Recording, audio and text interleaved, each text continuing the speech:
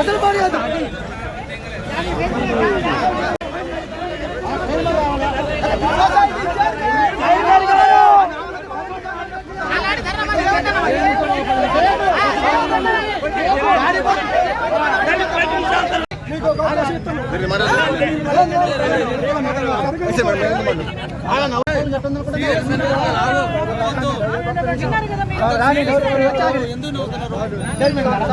వాళ్ళే కదా ఎక్కడికే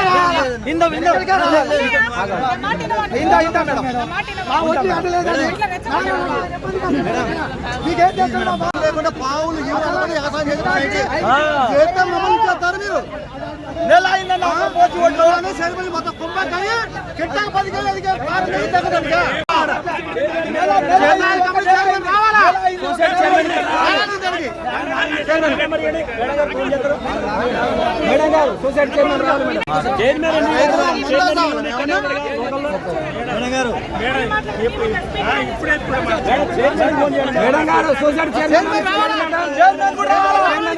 ఏమి లేవో మర్చిపోతానే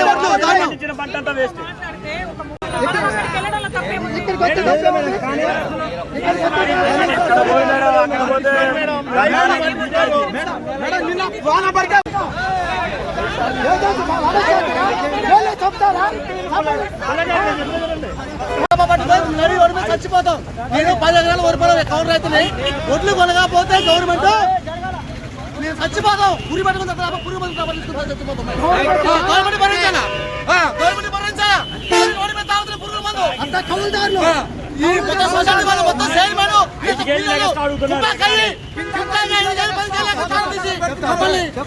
బాగా మీరు 10,000 రూపాయలు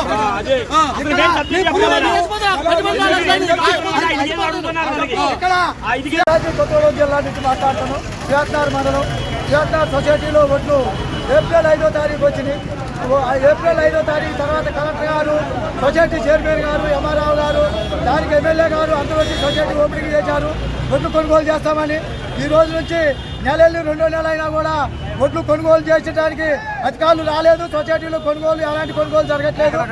ఎక్కడ కొనుగోలు అక్కడ నిలిపేశారు. సొసైటీలో ఒక లారీ టాటాలు అయ్యి మిల్లుకు పోయింది.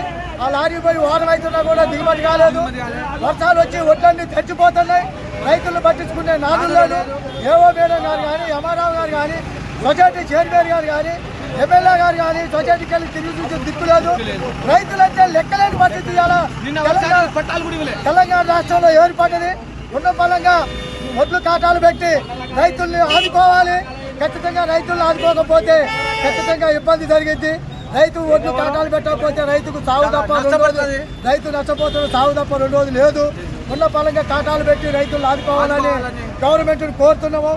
కాటాలు పెట్టకపోతే ఈ ఉధృత ఇంతకంటే ఎక్కువ పోరాటం చేస్తాం. ఖచ్చితంగా రైతులకి చాలా ఇబ్బంది.